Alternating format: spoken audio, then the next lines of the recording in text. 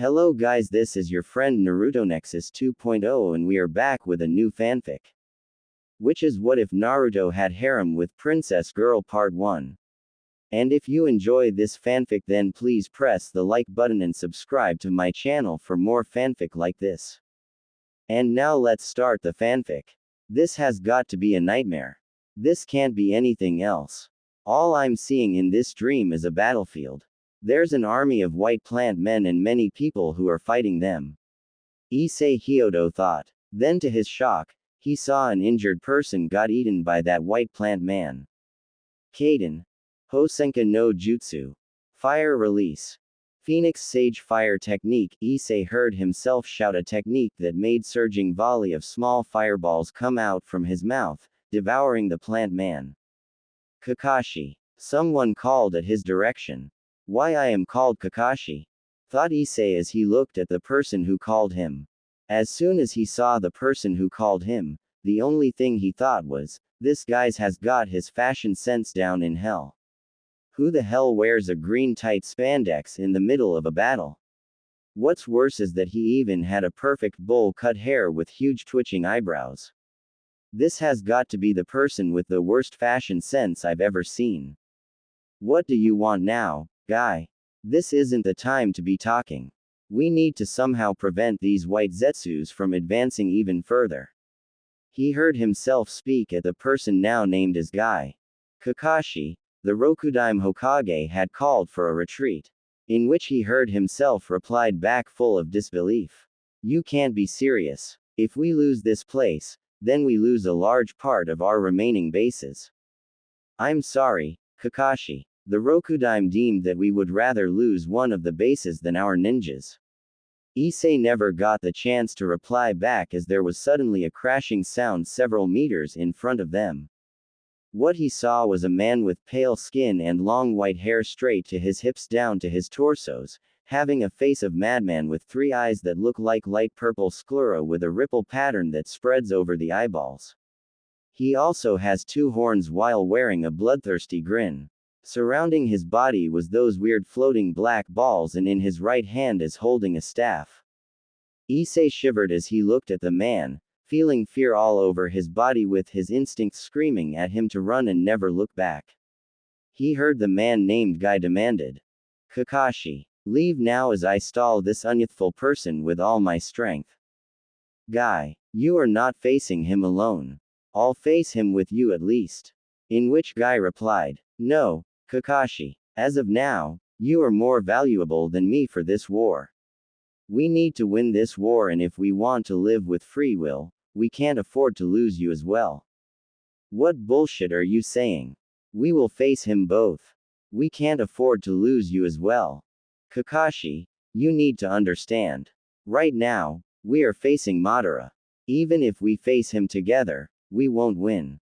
We will die. I can stall him long enough for you to escape. I know that you can't stall him. You know that yourself, don't you? Guy questioned, and before he can continue, the man named Madara spoke. Why are you Konoha nins taking so long? If you want to dance with me before you die, at least do it faster.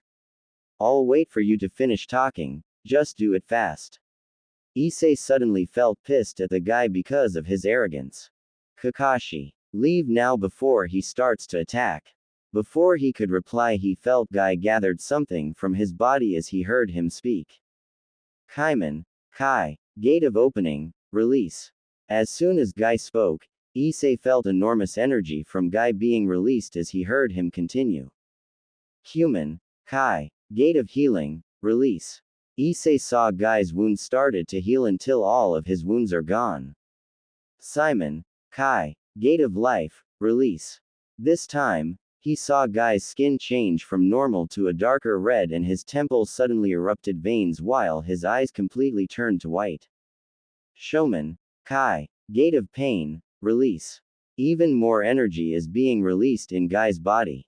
Toman, Kai, gate of limit, release. He continued. Kaiman, Kai, gate of view, release. Vortexes formed from the nearby water bodies suddenly appeared surrounding Guy. Kyoman, Kai, gate of wonder, release. Issei saw Guy gritted his teeth on pain of opening those gates and an aura suddenly coats Guy surrounding his body. Shimon, Kai, Gate of Death, release.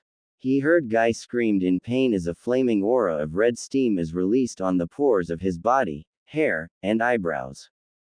Issei heard himself berated Guy. Are you insane, Guy? Opening the gates from 1st to the 8 will make you lose your life. Hearing himself say those words made Issei blanched at disbelief and looked at Guy with sad eyes, knowing that he can't do anything in this situation even if this is a dream. Rival, I know that we won't live in facing this demon, but don't worry. As my friend and rival I will do my best to save at least your life knowing that we can't save both. I can't do that. Guy interrupted him. Please, I know that you know we can't survive this both. At least give me the satisfaction of saving my rival in exchange of my own. At least, accept my sacrifice, Kakashi. Guy replied with his good guy pose and a white smile. I'm getting bored of your sentimental speeches. Seeing that you have already opened the gates, let's dance, might Guy. Madara screamed with his gleeful expression. Issei suddenly felt himself getting kicked by Guy as he saw the two people engaged in a fierce hand-to-hand combat. He only felt tears on his cheeks as he saw himself running from the fight knowing that he can't do anything. And in exchange of that, he lost his friend and self-proclaimed rival. He turned when he heard Guy screamed in pain as he saw Madara brutally injured but was holding Guy who was looking at him with eyes telling him to get away. He could not even move to save Guy, feeling his body wrecked in pain from the kick he received as he saw Guy getting impaled in his head. Waaaahhhhh. Issei screamed at the top of his lungs falling in his bed with a headache filling his head. Ouch. That hurts. Issei cursed as he tried to muster his strength to get up. Only to feel weak then grabbing his head that is throbbing in pain of his headache. Did I really had to have a headache today of all times? This fucking headache ruins my date. He said as he sighed in exasperation. I need to take some painkillers to lessen this headache. Still, why did I have that weird dream? It doesn't make sense. All it does is making me feel some deja vu. Maybe my date with Yuma-chan will make me forget about the dream. I wish that she will also let me grab her oppai. This will be my first date. I won't screw this up. Issei cheered in his heart with full of perverted thoughts. Grabbing his newly bought clothes for his date, he drank a painkiller then he started to fix himself. Grinning at himself as he saw his reflection on the mirror. Damn, I look good even though these clothes are simple. A simple blue fitted shirt and neatly ironed black jeans is enough for my first date. Now all I need to do is to take Yuma-chan to many places so that she'll enjoy our date. And maybe a first kiss with the sunset as background later. After arriving at the meeting place, he waited for his date Yuma to appear. He was given a flyer by a girl who looks like she's advertising the contents of it. I wonder what's this flyer. I'll read it now just to pass time. What's it say? We will make your wish come true. Looks like fake advertisement. Guess I'll throw it away. Before Issei could throw the flyer away, his name was called by a girl's voice. Issei-kun. He looked at the direction where his name was being called. He saw Yuma waving her hand while running towards him. Yuma-chan, you look good on your clothes. Oh, Yuma-chan, your oppai seems beautiful today as well. Issei gave a compliment but he can't help looking perversely at her bountiful. No. This is my first date. I won't ruin it by being perverted around her. I need to be a gentleman. Issei shook his perverted thoughts with a sincere smile in his face. Issei-kun, did you wait too long? She asked while Issei gave a reply. Nope. Yuma-chan, I just arrived as well. How long I've wanted to use that line. He thought while giving a grin at his date. Well, Issei-kun, let's go for our first date. Yuma then started to grab his hand while heading towards the destination of their date. I'll just throw this later then. Issei just placed the flyer in his pocket while being dragged by Yuma for their date. It was sunset the moment Issei finished his date with Yuma. It's here. The sunset as a background is here. Now all I need is a kiss, then it will be a dream come true. Issei thought happily as he heard Yuma's voice started to speak. Issei-kun, can you do me a favor? She asked sweetly innocent voice. Yes. It's the kiss. What else could it be? The sunset as a background and a kiss to celebrate the first date. Sure. Yuma-chan, anything you ask. I replied with a thumbs up. Then, would you die for me? She asked. The previous innocence was gone and it was replaced by a distinct but sultry voice. My headache must be returning. I didn't quite hear what you say. Yuma started to lean towards Issei and whispered into his ear. Would you die for me, Issei-kun? Issei didn't have time to reply as soon as she saw Yuma began to change her form. Her cute clothing turns into a sexy costume that looks just like a BDSM costume that barely covers her body. She grew even more taller, her became even more bigger and bountiful, and her thighs looked even more juicier. Her whole body figure became even more sexy and curvaceous. Oh pie, wait, why does she have black wings with feathers? This looks like something out of freaking fantasy. Before Issei could continue thinking, he saw her forming something that looks like a spear, then she threw the spear at Issei's gut, making him fall to his knees. Wah, was all Issei could say as he looked at his wound and back to the one that caused it. I'm sorry. Don't worry about our date, I enjoyed it.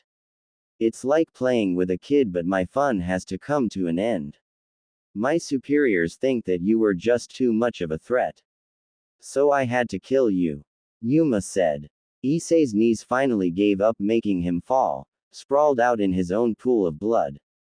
He heard Yuma continue to speak. If you want to blame someone, then blame God for putting a sacred gear in you.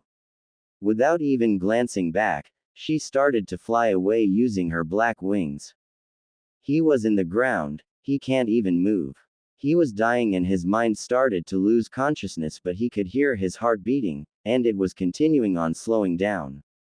Before he could lose consciousness, he saw a small red circle coming down from his pocket, becoming even more bigger. He saw someone coming out from the circle, a girl with a crimson red hair, the same crimson red as his blood. You're dying. Don't worry about that, I'll save you. Then you'll become mine in exchange. The crimson-haired girl spoke with sweetness on her tone. That was the last thing he heard before blacking out. I'm back here at this place. But it seems a different dream than the one before, Issei thought with wonder. Then he heard himself speak. We will continue with the mission, we will not save Rin.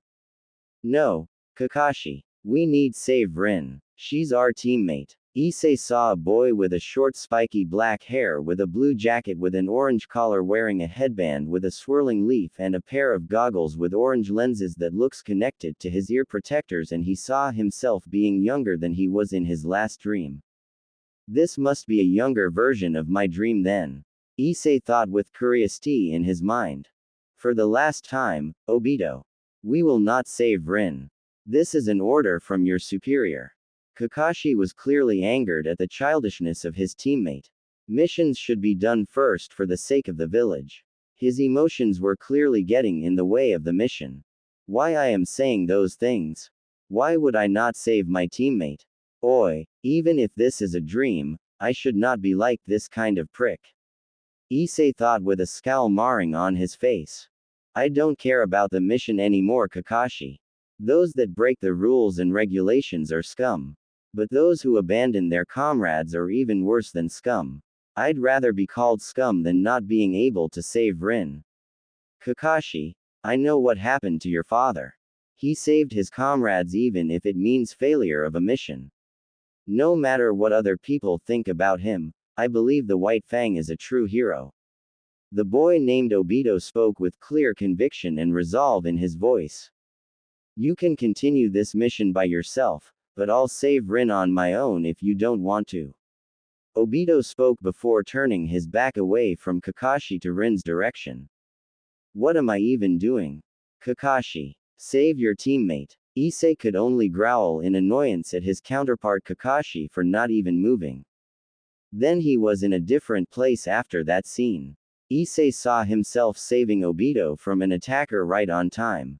It seems I'm still in the same dream, but it's in a different scene. Issei thought with curiosity. How was somehow he able to change dreams just like that? Kakashi, I know I would get to you somehow. Obito flashed a grin at Kakashi. So my dream counterpart decided to save Rin as well, phew. I thought my counterpart was a complete jerk, glad he is not. Yeah, you did. Thanks, Obito, for making me realize that my father was a hero. Issei heard himself. My therapy jutsu really works. Haha. Beat that Minato-sensei. Obito smiled widely at Kakashi. Kakashi could only think, therapy jutsu. What the hell? So the brat was saved by another brat. No matter, I'll kill the both of you know. The attacker spoke, but Issei himself could not find the source of the voice. Then he was in a different place again after that one. Issei saw himself and Obito releasing a girl, most likely Rin, from her restraints, but then a person appeared. I see. That idiot Taizaki was not even able to stop two brats. Well kids, you're out of luck now that I'm here. I'll bury you brats alive. Say goodbye each other. Doden. Iwayado Kuzushi. Earth release. Rock lodging destruction. The person did some strange hand signs, then Issei started to look around as he heard the cave started to rumble. After looking back to where that person was, he was gone. What the heck? Is that the same as the fire one I did in a dream before? Issei could only think with disbelief. Then the cave started to give in and started to fall on Kakashi, Obito and Rin.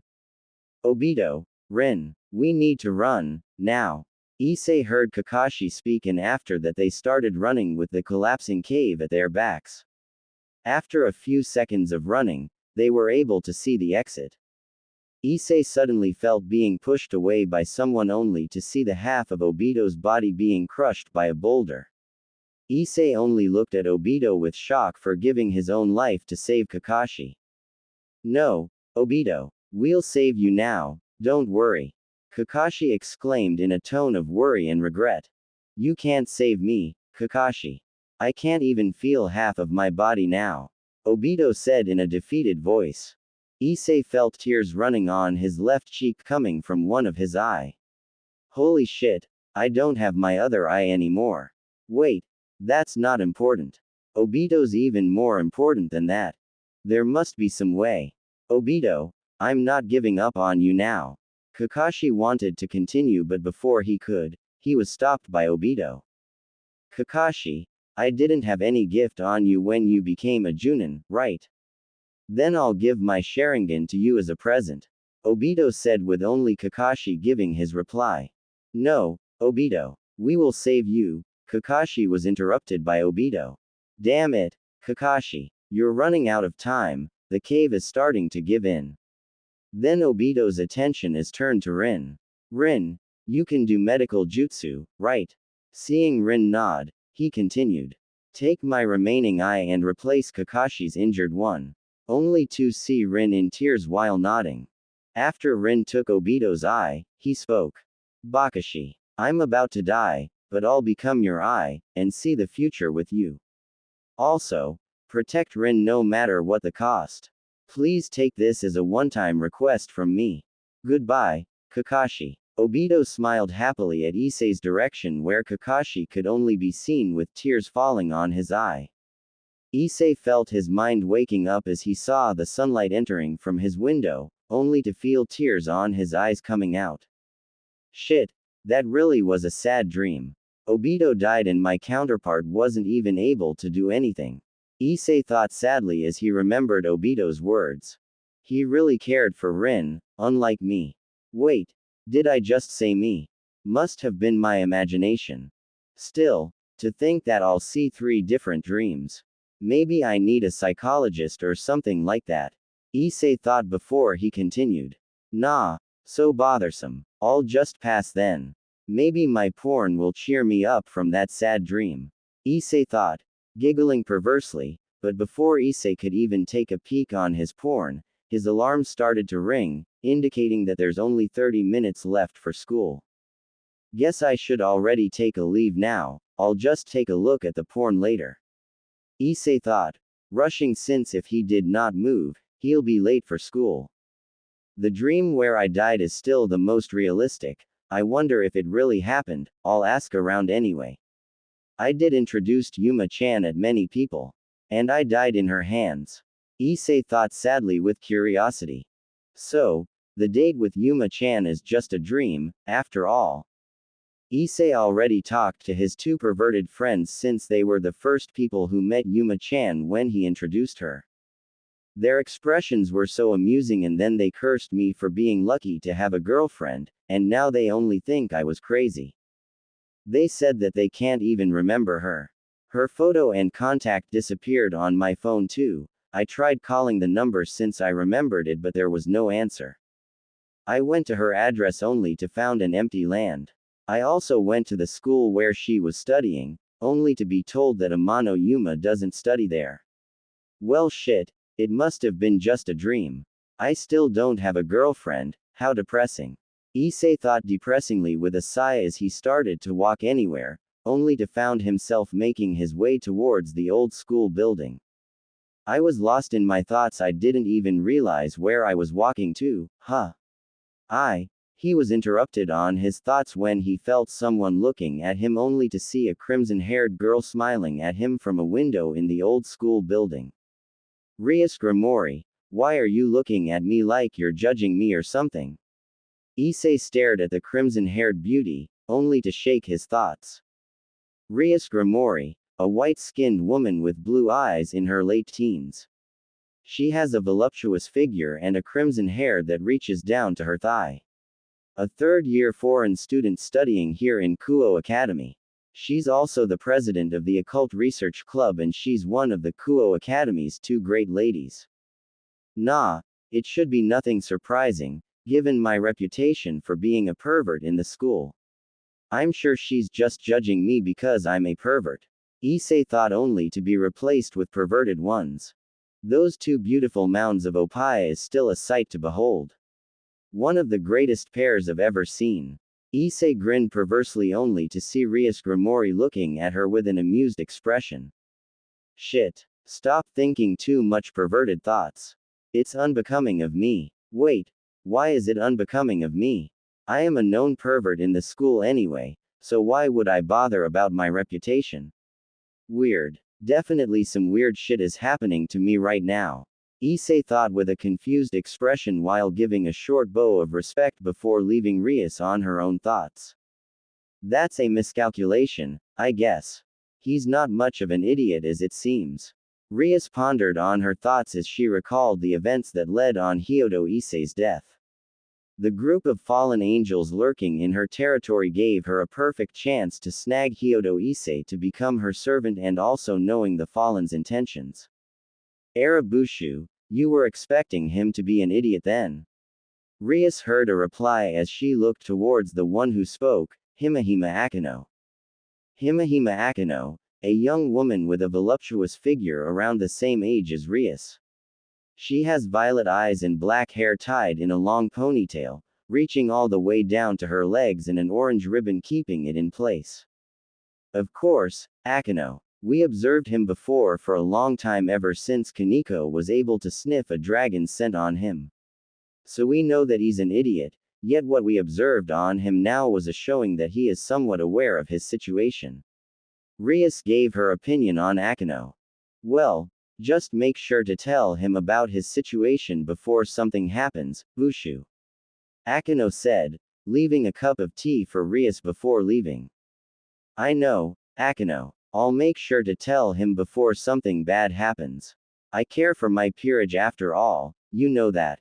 Rias replied only to receive a smile from Akino before closing the door. After the class has ended, Issei was offered by his perverted friends to join them on their porn marathon. He only rejected them, saying that he has a lot to think about. It was dusk the moment Issei reached the place where he died in Yuma's hand. After a few minutes of looking for clues that Yuma really did exist, Issei did not find even a single one. She doesn't really exist, I guess. It was just a dream. Issei said with a defeated sigh, indicating that he gave up on finding clues about Yuma. But my senses suddenly became even better. I guess it could be said that my senses were enhanced. I only felt the change when it becomes night, it seems. My senses were not this good in the morning. Issei's muttering only stopped when he felt a dark presence creeping up behind him. Looking at his back, he saw a man wearing a black trench coat and a black hat with an eerie smile on his face. So, I found a stray that defected from its master. You'll meet your end here, stray. The man spoke while chuckling darkly. The man changed his form, giving him black wings. Then he started to form the same spear of light that was used to kill Issei. Then he threw the said spear at Issei. Shit. I need to dodge. Issei's thoughts were aligned to his instincts that were screaming for his survival. He rolled over the ground to dodge the incoming spear on his direction. Ho, so you were able to dodge that one. I guess I made it too easy for you to escape then. After that, he formed two spears of light again. Issei was only able to dodge one, but he was not able to dodge the other. The light of spear struck Issei's stomach, then Issei screamed in pain. It hurts, doesn't it? Issei only sweated bullets as he grit his teeth in pain. Light is poisonous to you devils after all. It hurts more than when you were human, right? The man sneered in mockery as he spoke the word devil. Devils, what is he talking about? Issei thought while thinking that he might die. The man started to form another spear, but he was stopped by a voice that echoed in the place. I would appreciate if you don't kill my servant, Fallen Angel San. Issei heard a female voice. Then, a red circle of complex writing started to form in the ground. Issei saw Rias Grimoire coming out of the circle, glaring at the one called Fallen Angel. Really? Fallen angels exist? What kind of a fantasy game am I? Issei thought in disbelief, but after recalling his past interactions with another fallen angel, Amano Yuma, he relented, gritting his teeth on pain, and started to listen to their conversation. Crimson hair. Rias Grimoire, I presume. The sister of the Mal Lucifer. This really is your territory. The man spoke at Rias. Glaring at the man, Rias replied. If you know my name and that this is my territory, then why are you here? You should know that your kind are not welcomed in any devil territory. I was just taking a stroll, then look what I found, a stray devil. But with you appearing on his rescue, I guess he's not one. You should really keep your servants in a tight leash, someone might kill them, thinking that they are just mere strays. The man answered, still wearing that eerie grin in his face. I'll be sure to keep that in mind, but those who attack my servants will be killed as well. Rias retorted at the man. I see. My name is Danesik. Pray that we do not meet again, Rias Grimoire, for fate might not intervene next time we do so. The man named Danesik started to flap his wings, then fly away at the dark sky. Issei's consciousness started to become hazy after Rias and the fallen finished their conversation. I forgot that I was losing too much blood. Shit, I'm really going to die this time. Issei thought grimly as Rias Grimoire started to walk towards him. Don't worry, Issei. You won't die. I'll save you this time as well. Just remember that you're mine. Issei heard Rias, then he started to black out. Again. This time, Issei was in front of a large tomb with a blonde person and the girl named Rin.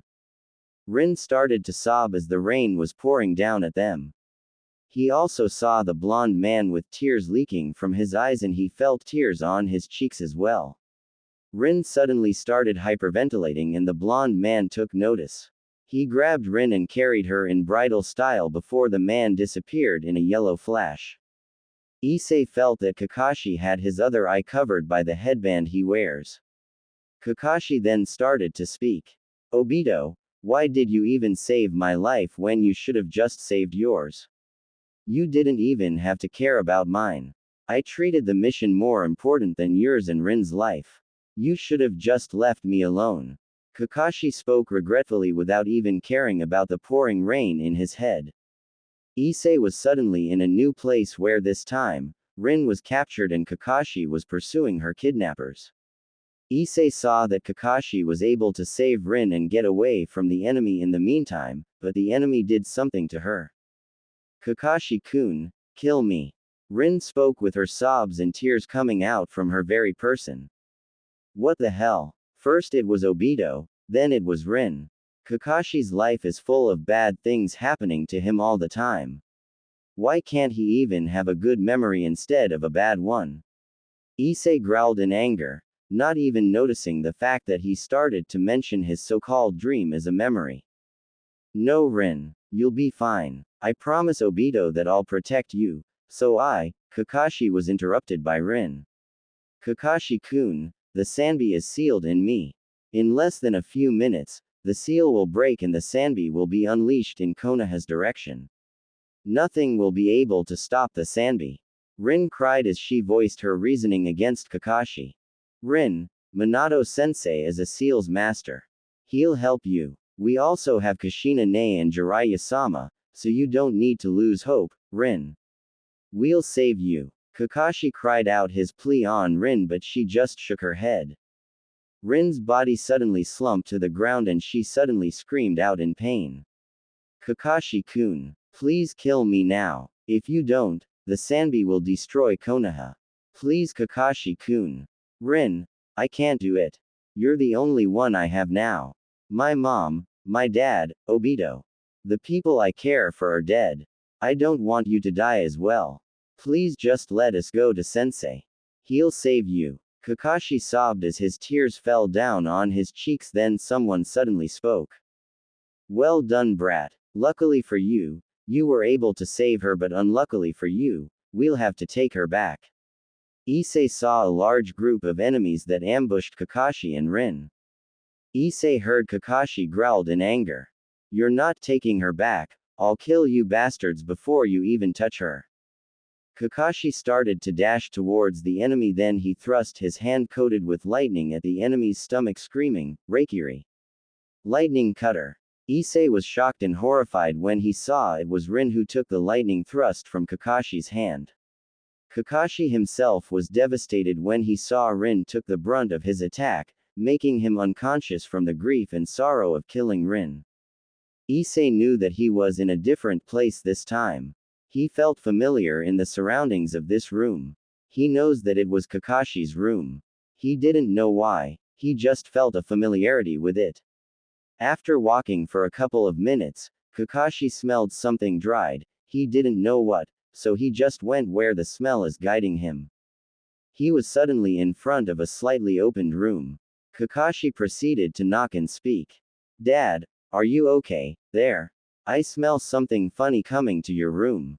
After hearing no response, Kakashi continued knocking and asking 3 times. Issei knew that something bad was inside of the room in front of him, yet he cannot pry his eyes away. He felt that he needed to know what's inside of the room. He needed to face this fear with full focus. After no answer, Kakashi opened the door. After looking around the room, Issei saw a familiar man sprawled down on the ground holding a knife in his hands that was embedded in his stomach. Kakashi rushed towards the familiar man. Issei knew this man. This person is his father. Issei fell down on his bed and suddenly started screaming in pain as he held his head from the throbbing headache.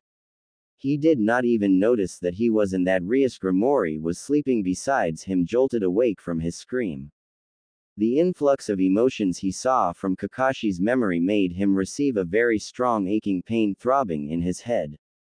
Rias, who was awaked by his scream, suddenly rushed at him saying, "You'll be fine. Don't worry. What's the problem?" "My head. It feels like it's bursting out." Issei continued his screams non-stop as he continued to hold his head, gritting his teeth at the throbbing pain he's receiving. Rias can only look at Issei with full of worry since she cannot do anything as of now to help him. She didn't know what to do with this kind of situation. I was lucky that I put some magic circles that can make a room soundproof. Rias thought, still worried at Issei's condition. After a couple more screams from Issei, he started to breathe hard and calm down. falling to slumber once again. Rias laid Issei back in his bed in a relaxing position. She could only do this much, since she doesn't know what happened to him. She'll consult this with Akino later. Issei could not see himself as he continued to swim in the sea of darkness.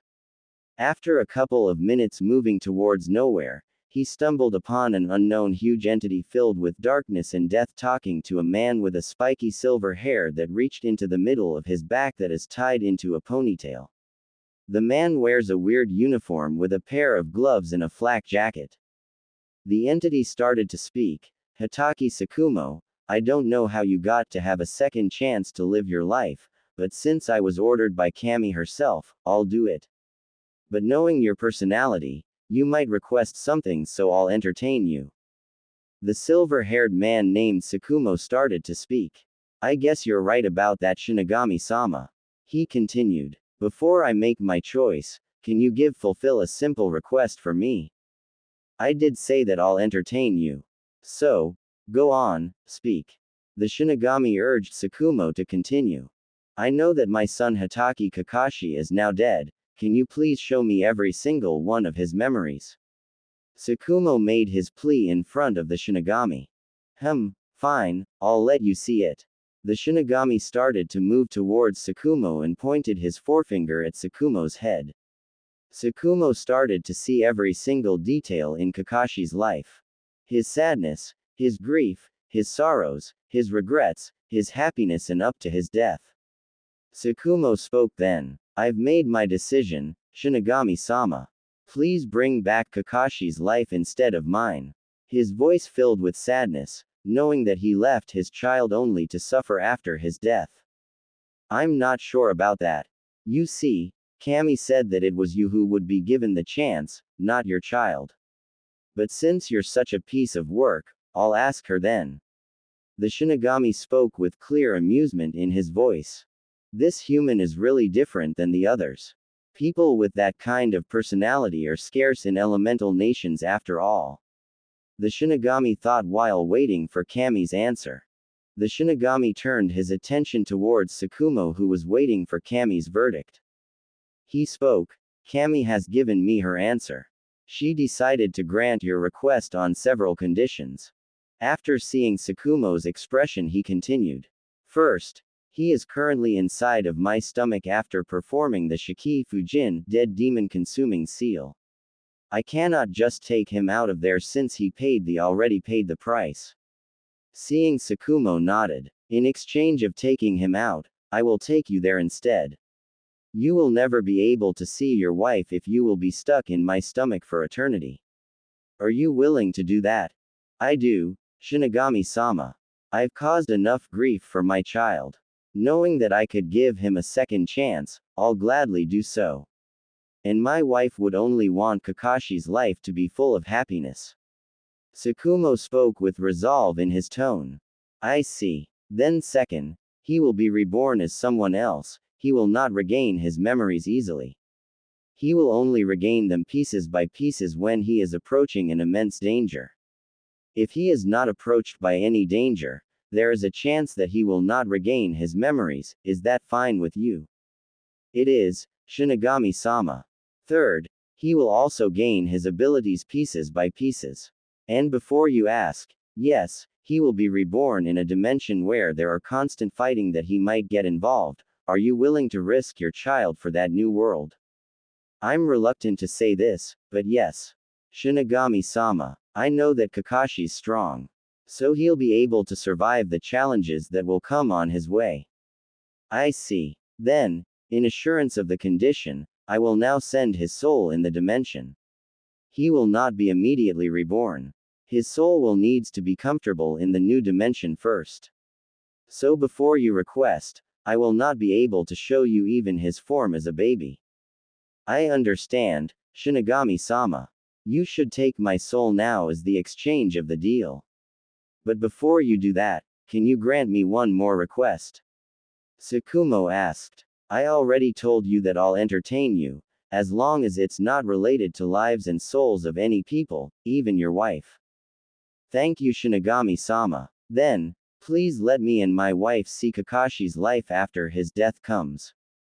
Granted. Now, enough bickering. You don't have any requests now, do you? Tsukumo only gave a smile and a simple nod, then he heard the Shinigami speak.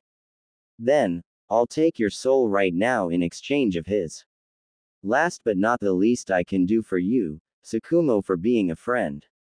I'll let him see this exchange so that he'll know how much you love him. Thanks a lot. After saying that, the Shinigami took Tsukumo's soul and placed it in his stomach. Issei was in tears at the moment the memory is over. He really was Hitaki Kakashi. And the very person Kakashi hated for leaving him alone before Obito set him straight was willing to sacrifice his very own soul just so that Kakashi could live on. His father. Then, he was assaulted by his past memories and from his birth up to his death.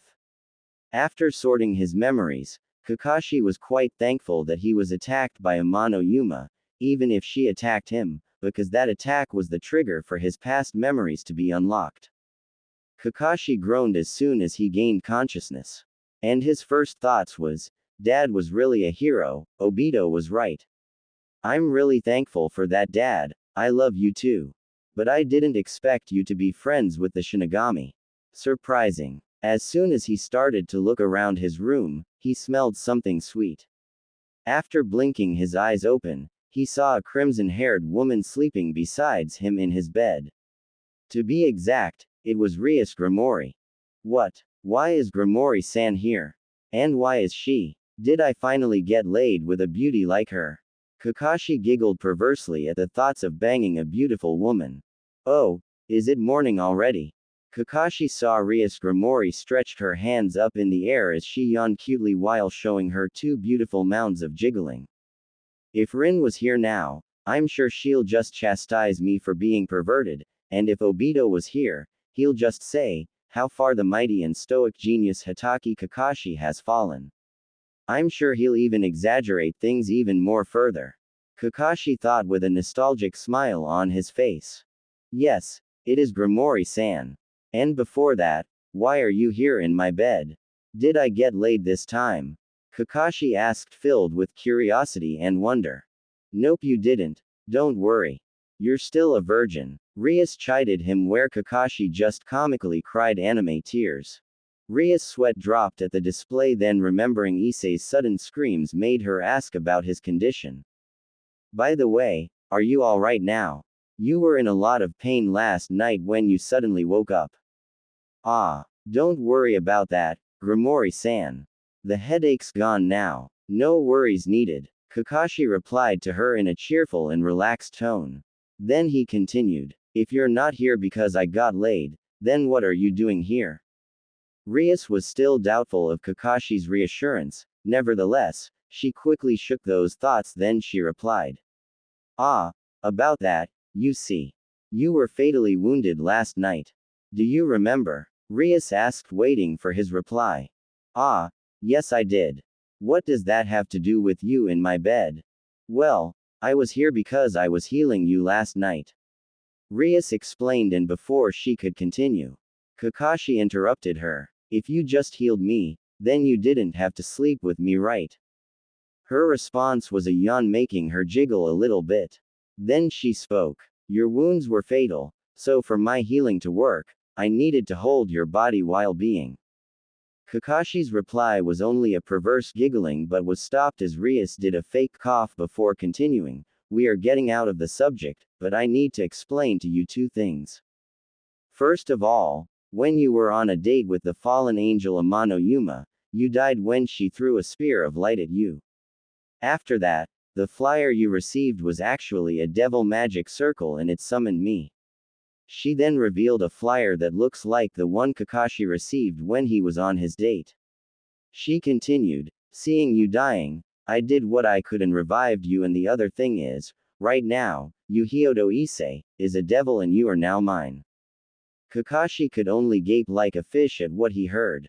Then he sighed ruefully. First, I lived to fight a war then died. Second, I lived to go to a date then died. And third, I lived to become a devil and a servant. Why did Dad have to make my life harder?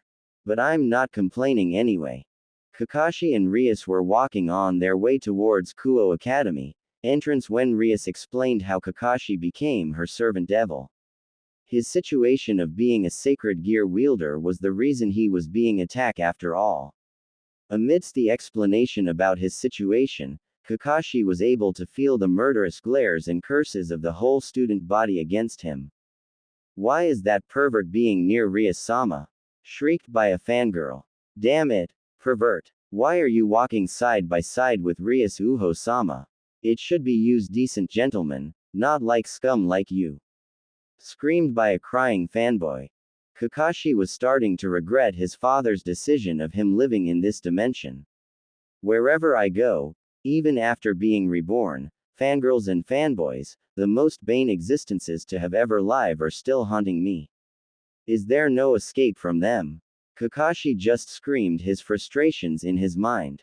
Returning his attention towards Rias, who was walking besides him, he asked. So, I have a sacred gear, I am now a devil, and because you revived me with your evil pieces I am now your servant. Kakashi just sighed after saying those words.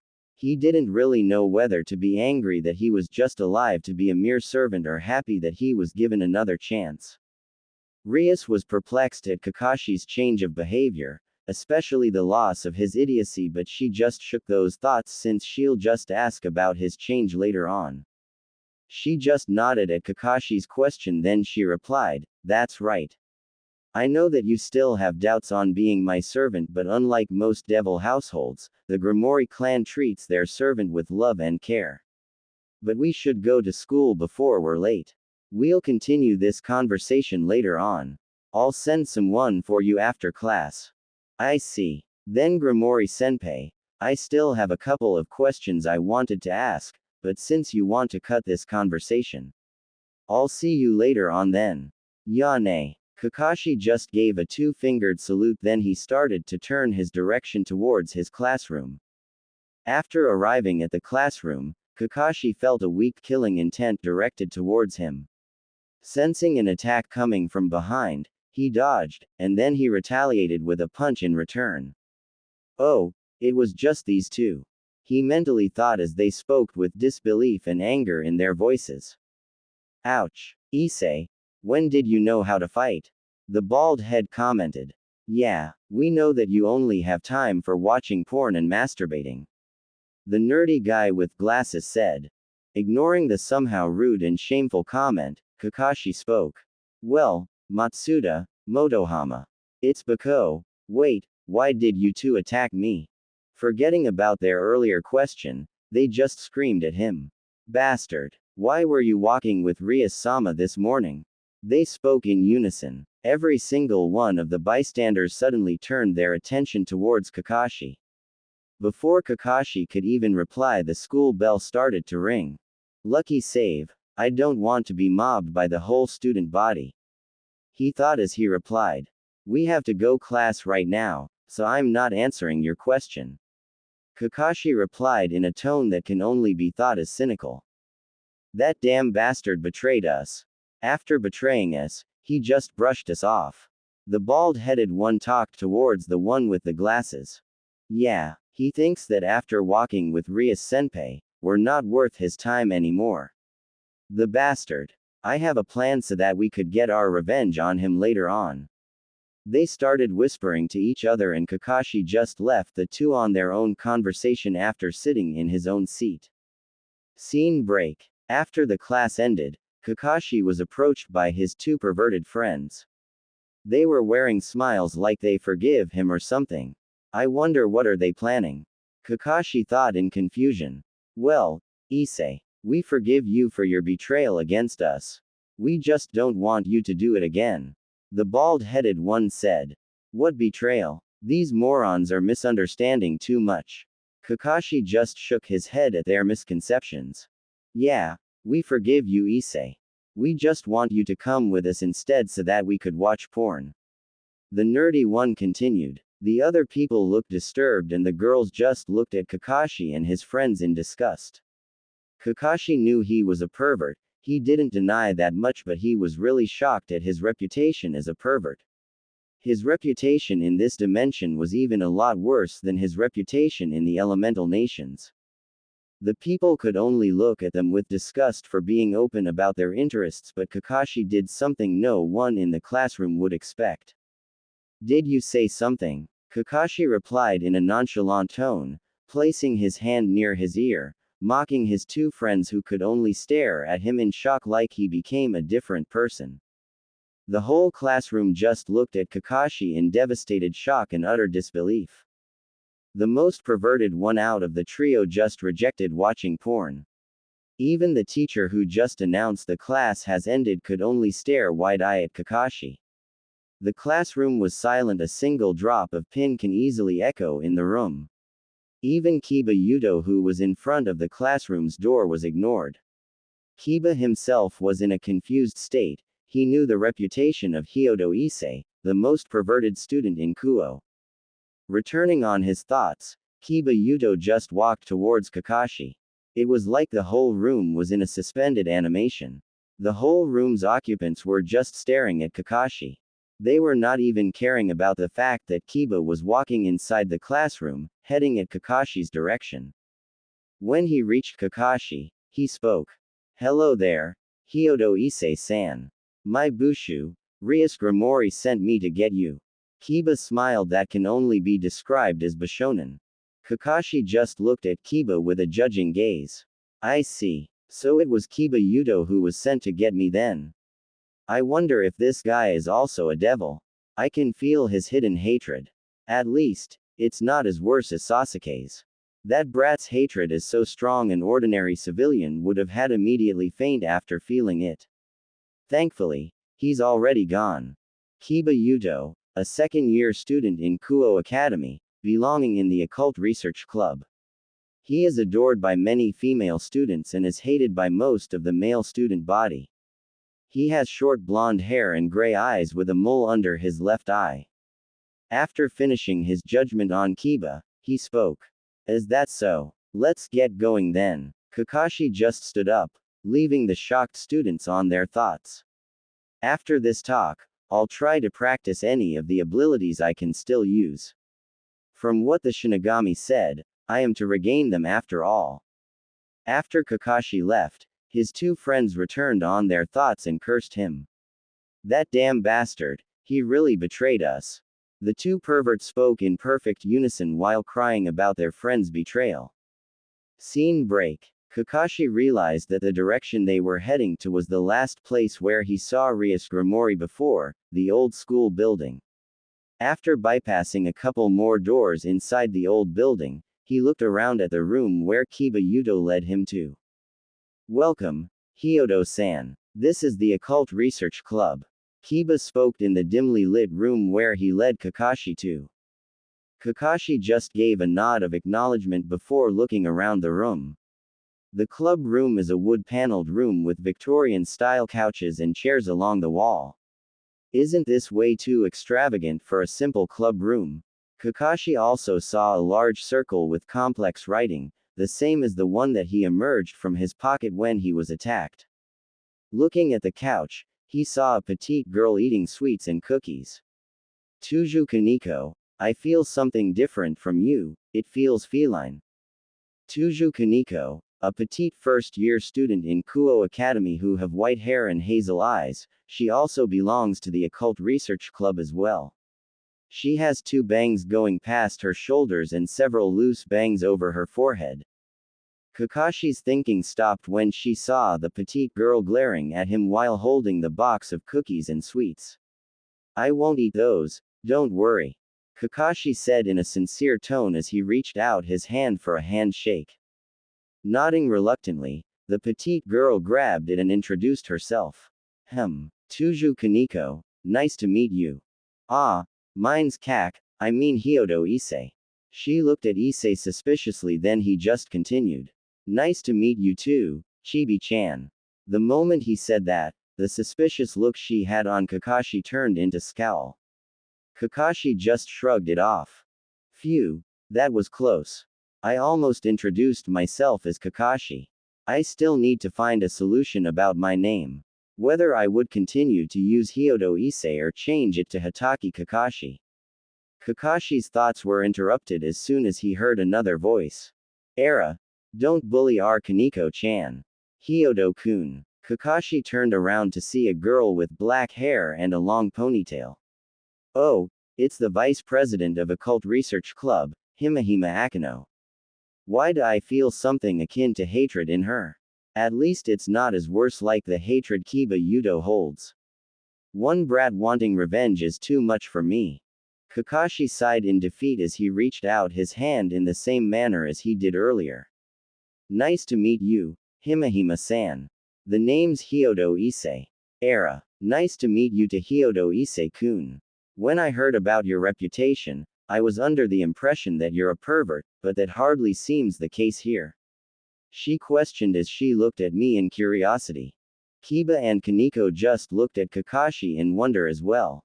Well, reputation gained from bickering of students tends to be too exaggerated. You shouldn't judge a person based on his reputation alone. Kakashi replied in an overly nonchalant tone. He's not showing any tendencies of being a pervert, and he's not even acting idiotically. Is his change of a devil as so much it would affect even his whole person? Akino thought, thinking that they need to observe Kakashi for their changes. I'll keep your word in mind.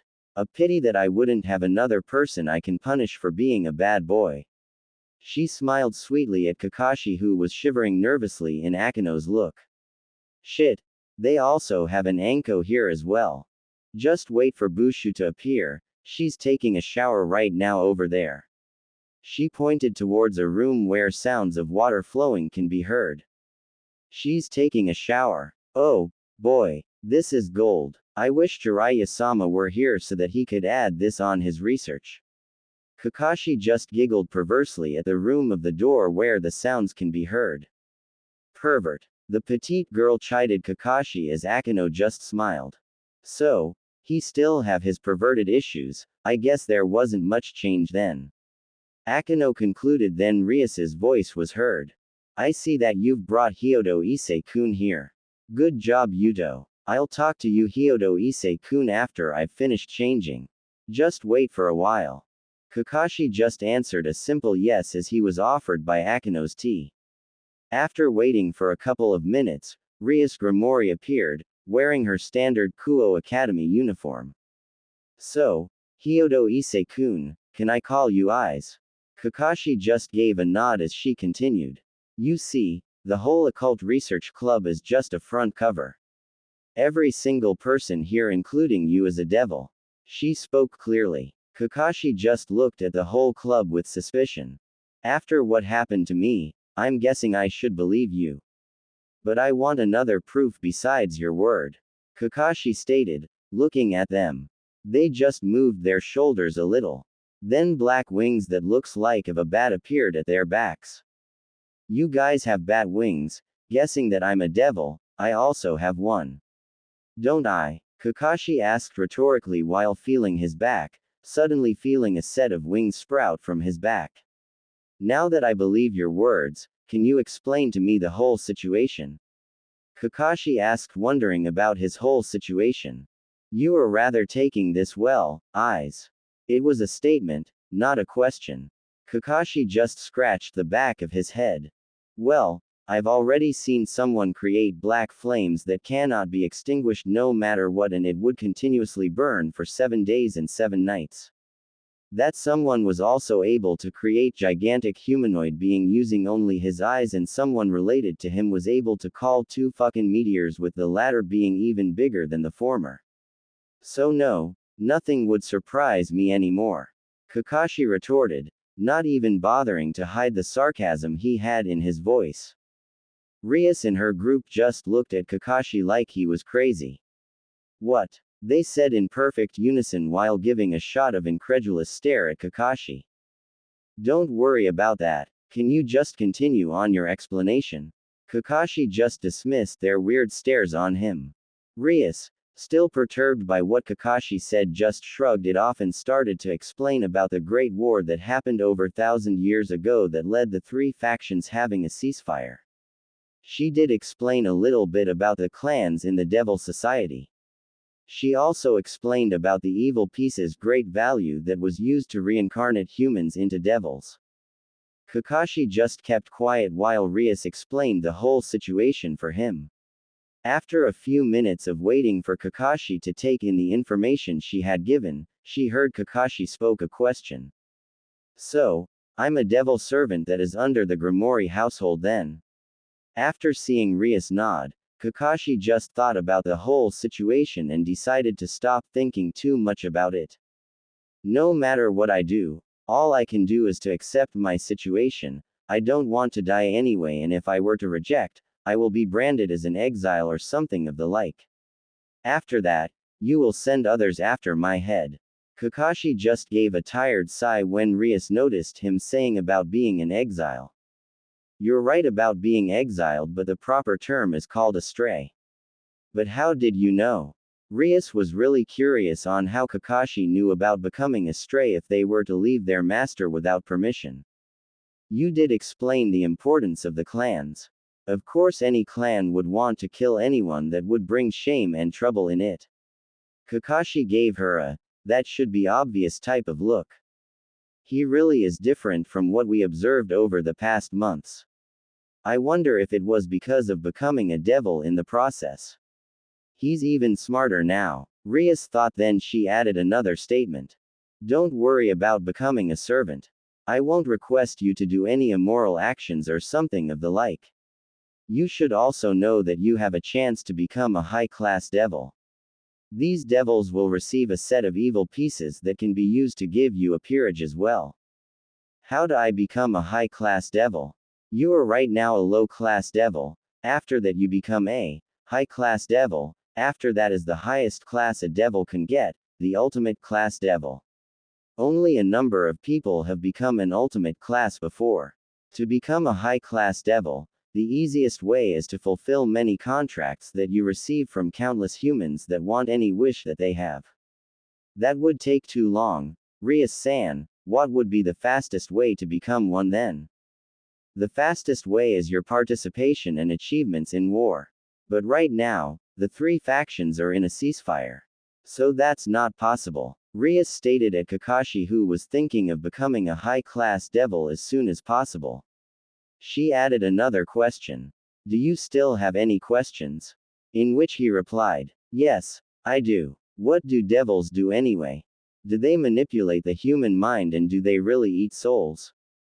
They don't. All we devils do now is to fulfill the wishes of other people, like what I told you earlier. We grant them their wishes. They call us, then they complete the contract by giving us something in return. Quote. Now, does that mean devils do those before?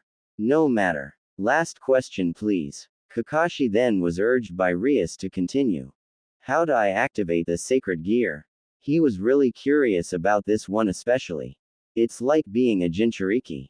Based on what I hear, I can say that this abilities come from the being sealed in the sacred gear. It's not like a healing sacred gear could just heal someone, it would need a source. I wonder what kind of being is sealed in mine. Well, think of a strong person that you know and imitate that person's pose or something. Rias said, watching Kakashi just stand. Then he held out his left hand like it's holding a small ball. Rasengan. Spiraling sphere, Kakashi spoke. Then a blue sphere of energy started to form in his hand. Before the ball was complete, it completely dispersed and the energy spread in the room. His hand was replaced by red claw-shaped gauntlet with yellow accents and green inscriptions. The whole group was looking at Kakashi in curiosity. They were curious about the blue sphere of energy, but they were staring at Kakashi's hand, which became a red-shaped gauntlet. Kaneko herself was looking at Kakashi, trying to find a certain expression on him. He used chakra. That was just pure chakra. Humans can't use chakra. How is that possible? She was about to ask him about the sphere when he spoke. So, this is my sacred gear, huh? Kakashi moving the gauntlet while looking at it in wonder of what it can do. The gauntlet's designs looks like a miniature arm of a dragon. So most likely I have a dragon sealed in my arm. I guess I just need to will it to disappear. Concentrating a little, the gauntlet soon disappeared and his hand returned. Bushu, you were right after all. Kaneko did smell a dragon's scent in him. Kiba spoke at her Bushu where she just smiled back at Kakashi. Yeah, Yuto. He really did have the one of the 13 Longinus, the boosted gear. My sacred gear is called as boosted gear. What does it do, then? Kakashi asked, wanting to try its abilities as soon as possible. We don't know its full abilities. One of the few things known in its abilities is to boost the user's power every 10 seconds. It is rumored that once it has enough boosts, you can kill God. Akeno replied at him, making him look at the sacred gear wide-eyed. If we had this power during the war, we might have had better chances in winning it. Damn it, a new life and new ability, yet I don't even know about the conclusion of the war. Kakashi thought sadly as he remembered the war that Madara started. I see. Then you have answered all of my questions. When do I start on handing flyers to others? And can I go home after that? Kakashi inquired, wanting to finish his job as a devil so he could test the boosted gear's ability. You can start now if you want. We have numerous flyers here, just take 2 stacks. After that you're free to go home. She pointed at the cabinet that contains the flyers. Kakashi was about to take off and then distribute the flyers, but he was stopped by Rias. Eyes, one last thing, call me Bushu from now on. And tomorrow is Sunday, there will be no classes. I expect you to come here just outside the old school building tomorrow at 8 o'clock in the morning. Did you say something? Kakashi just shrugged off what Rias said, then took off before Rias could even give a reply. Rias grew a tick mark at the disrespect she received from Kakashi. The nerve, but at least the talk has gone well than I thought. Though, I didn't expect him to be smart, hell I didn't even expect him to be observant at all. She just sighed as Akeno replied. You're right about that Bushu. I thought he would just be a pervert, but he seems like he hid it well enough. Akeno said while Kaneko approached the both of them before speaking. Bushu, he can use chakra. I don't know how, but the blue sphere he showed earlier was pure chakra. Kaneko stated, making Rias, Akeno and Kiba wide-eyed at the proclamation. The group could only think about the secrets Kakashi still have hidden from them. After all, the sudden change of his personality was a huge thing itself. Then he still has many secrets that he had not shown to anyone. Being able to use chakra, he really is an enigma. Though, hopefully my chances with him in my peerage will let me win against Razor in the future. Knowing my parents, they'll just shove a rating game at me so that I would think I have a chance of winning. Rias thought as her mind started to wander around her chances of winning against Razor in the future. Scene break. After giving out the 2 stacks of flyers, he went home to his apartment and then he took a shower. Grabbing his clothes, he looked at his reflection. His short brown hair with white streaks was still wet from the shower. His body is toned well enough, but looking at it, he realized that he needs to be more fit. No amount of training is enough after all. Now, I just need to find a good place where I can test the boosted gear and see if I could still use most of my abilities. Looking around the town for about an hour, he found a pathway that leads to an open field with little trees inside a forest. Okay then, I'll start with a simple one. Kage Bunshin no Jutsu. Shadow clone technique. A clone appeared at his side after a puff of smoke. Good. My information gathering will still be as good as before. Then he bit his thumb, allowing blood to flow out of it. Kuchio's no Jutsu. Summoning technique. Only a poof of smoke appeared. Too bad I can't summon my Nin-Ken. I would love to have Pakun here. Well, no harm in trying. After that he tried most of his basic jutsus like Kawarimi no Jutsu, body replacement technique, Shunshin no Jutsu, body flicker technique. Good. Both of them are usable. My chakra is now at mid-cage reserves, most likely because of becoming a devil. He thought with a delightful expression. Now, I won't have chakra exhaustion like most of the times. I won't know about my genjutsu unless I test it on someone. Due to the lack of this body's training, my taijutsu can only go on against mid-chunin. My kenjutsu can only go against high chunin. Since my current body doesn't have enough muscle memory, I can only compensate with my skills. I guess I should move on my ninjutsus. Moving to his elemental repertoire, he saw that most of his water, earth, wind, and fire jutsus were still accessible. He put some chakra in his eyes. Damn, I was only able to have an enhanced vision. I thought that I would regain the Sharingan, copy wheel eye, since the Shinigami said that I would get back my abilities. But seeing that it's not really mine, it can't really be helped though. Kakashi sighed since he lost one of his main techniques. I could still feel my lightning chakra coursing in my tenketsu points. I'll try opening the gates. Kaiman, Kai, gate of opening, release. Human, Kai, gate of healing, release.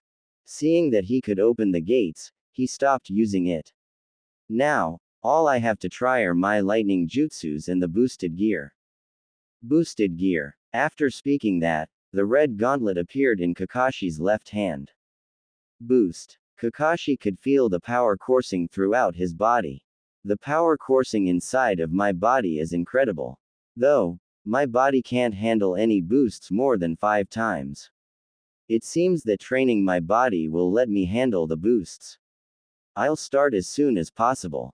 Kakashi thought with the intent of training, but not to the point like Guy. Boost. Even more power flowed inside of Kakashi's body. He could feel his strength have gone up to low gauge just from 2 boosts. If he were able to handle many boosts, then he would have strength enough to match the Sandaime and he will still be able to go on. The strength that the boosted gear could give is limitless. Kakashi thought, I really need to train my body if I want to handle the boosts of the boosted gear. I'll try on using my lightning jutsus. Chidori. Thousand birds. Kakashi immediately created the downgraded version of his signature move. As Kakashi started to run, the drawbacks of the technique were starting to kick in.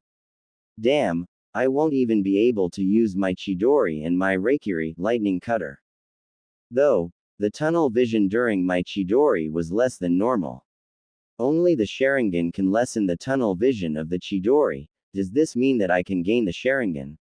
I'm not sure about it, but it's better to hope. He was stopped of his thoughts when the gauntlet started to double his power again. Boost. This is just the 3rd boost, yet my body feels strong enough to take on 2 Akatsuki members. This is unreal. I can see why this sacred gear can kill God. Kakashi thought in awe of the abilities of the boosted gear. I'll just try another technique with the assistance of the boosted gear then. Raiden. Shiden. Lightning release. Purple electricity. A very huge stream of purple electricity was released from Kakashi's right hand as he pointed it towards the couple of trees several meters away from him. The lightning surged through many trees in the forest before the purple lightning dissipate, leaving the destruction of many the trees in its path while burning. The fire caused by his lightning spread throughout the forest, making a forest fire. Kakashi was in a state of shock at the destruction his purple lightning caused. Kami, I'm leaving here, he shouted in panic as he started to leave the vicinity, leaving no evidence as for who was there. Scene break. Kakashi was not thinking of anything as he dashed towards his apartment. He was tired by the time he reached his apartment door.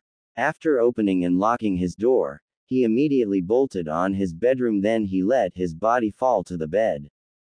So tired, for my body to be this low in stamina, I need to toughen up this body. Still, I didn't expect that much destruction from Shiden. The jutsu was just a mid-A rank jutsu. For it to become an S-rank jutsu on a scale like Naruto's Futon, Rasenshuriken, Wind Release, Spiraling Shuriken. The boosted gear really is fearsome, was the last thing Kakashi thought before his mind started to lose consciousness. My host this time is an interesting one. I wonder if you would be strong enough to face the White One when the time comes. The voice coming from Kakashi's left hand chuckled before it disappeared. Scene break. I hope he has a good reason for being late. Arg. It's almost 3 hours yet he's not even here. The nerve. Ria stomped her foot in the ground, angry because Kakashi was still not making his appearance. Era. Bushu. I know that he's late but losing it on your new servant. It appears you're losing your touch. Akino commented with amusement on her voice. Akino. Now is not the time for jokes. If he doesn't appear here in a minute I'll shove my power of destruction down to his. Rias exclaimed. Such vulgar words, Bushu. You're turning into a bad girl now. Do you want me to punish you? Akino smiled. Her voice was filled in a sultry tone. Shut it, Akino. Rias was interrupted by Kiba who was watching in the sidelines along with Kaneko who was eating. Bushu, relax. I'm sure he has a good reason for being late. Yuto, it doesn't matter whether he's late or not. All I want right now is for him to appear. I'm tired of enough waiting. The redhead screamed. After that sentence, in a swirl of leaves, Kakashi appeared. He gave an eye smile as he approached the group. Yo. He gave a two-fingered salute then Rias shrieked at him. You're late. So much like Kushina ne. Fiery and short-tempered. Kakashi thought. Well you see, while I was walking towards the school, I saw an old lady who was carrying a lot of bags. I thought that she needed help, so I helped her. I didn't know that she lived near the mountains. So after helping her, a black cat crossed my path. I took a shower to wash off the bad luck and after that I got lost in the road of life. That's why it took me so long to get here. Kakashi said rather seriously. The whole group just sweat dropped at his lame excuse besides Rias who screamed at him. You liar. Don't be mad, I'm only 3 hours late. Look, it's not even 3 hours yet. It's less than 3 hours. That's good enough, right? And a black cat really crossed my path. It's the truth. Kakashi started whimpering when he saw Rias approaching him with a black aura surrounding her. Cracking her knuckles as then she started to grab him then proceeded to beat him up. Gah! Save me! Kakashi screamed in pain as Rias continued on beating him up. Unknown to them, a black cat was watching their antics before leaving. The situation was ridiculous. No other word can be used to explain the current situation. Kaneko was buried in the earth, leaving only her head that was visible. Even though she is a rook, she was not able to muster any strength at all. Her joints, arms, legs were bound to the very earth itself. Her normal stoic expression was not even there. Her expression was with the red cheeks on her face. She was looking at her king. One could see on her face that she was blushing furiously. Kiba himself was down in the ground, sitting in the ground while regulating his breathing from the exhaustion. His expression was one of disbelief. He was looking at the one they were supposed to be gauging. He could not believe the absurdity of the situation. He had the decency to look away from his king who was sprawled on the ground. Akino was laughing perversely while holding her stomach even when her magic reserves were drained to its last drop. She was laid down in the ground, exhausted while looking at her king. Her expression was that of a masochist. She was blushing at the thoughts of powerful technique to be used on her. Even though she was a sadist, she was quite perked up in the idea of her Kohai's technique being used on her. She was going to tease her king. She won't let her forget what has happened here. Rias, who was angry and furious at her servant earlier, was now crying because of the humiliation and shame that was brought by her servant. She was sobbing and wailing. Her face is filled with flowing tears on her cheeks with her face so red just like her hair. She was sprawled in the ground. Any person would only give her looks of pity if they would have seen what had happened earlier. She was crying, especially since her best friend was only giving her looks of pity.